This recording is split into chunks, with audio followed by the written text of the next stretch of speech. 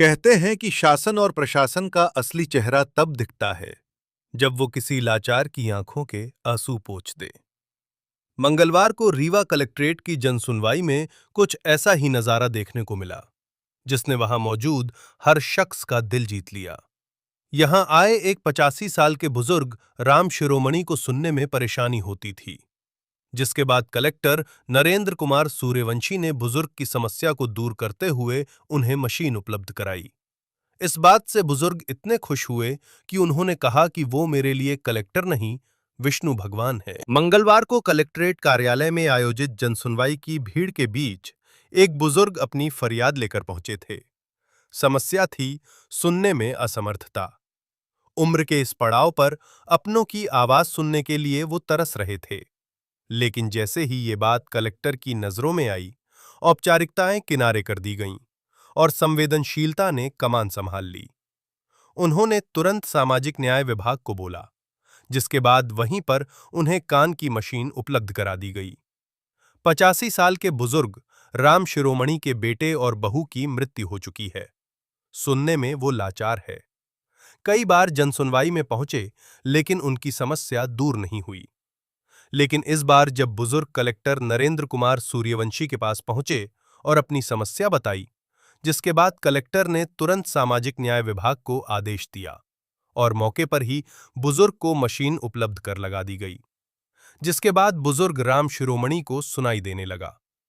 Machine लगते ही बुजुर्ग के चेहरे पर खुशी साफ नजर आने लगी और उन्होंने इस खुशी के पल में यहां तक कह दिया कि ये कलेक्टर नहीं, मेरे लिए विष्णु भगवान है। का कहीं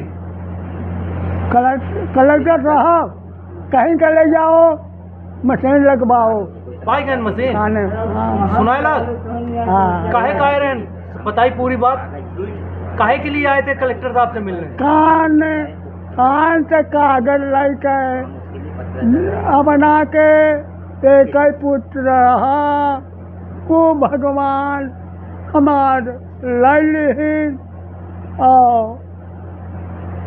पट हुआ मर गए। हमारे काने नहीं सुनात रहा।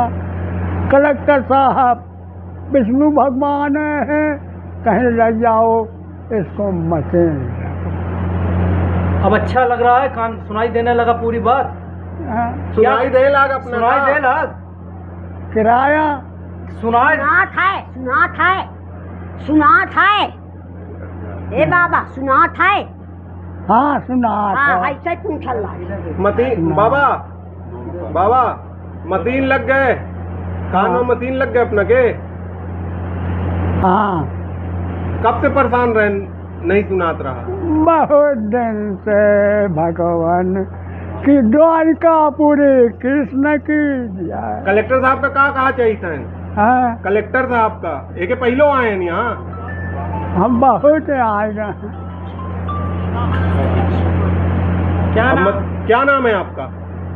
राम शिरोमणि मिश्र। कहाँ से आए हैं? रायपुर टोला रजहा, तहसील टेउठा, थाना सोहागी, जिला रीवा। सर, आज जन सुनवाई में 85 साल के बुजुर्ग आए काम करेंगे, आपने तत्काल कार्रवाई करते हुए उनको कान की मशीन दिलाई। देखिए, जन सुनवाई की सार्थकता तभी है जब आदमी आए कुछ अपेक्षा लेके और साथ में उस अपेक्षा को पूरी करते जाए। तो कुछ अपेक्षाएं ऐसी होती हैं जो तत्कालिक रूप से पूर्ण हो जाती है और कुछ ऐसी होती है जिनमें जो टाइम टेकिंग प्रोसेस की होती है, जैसे नामांकन बंटवारे वगैरह हो गए। लेकिन कुछ ऐसा होता है कि साइकिल देना, ये हियरिंग एड देना, ये करना वो करना, ये सब चीजें तात्कालिक गोष्ठी होती है। बाबा जो आए थे वो आपने देखा कि काफी निर्धन भी हैं और काफी असहाय भी थे, काफी कमजोर भी थे।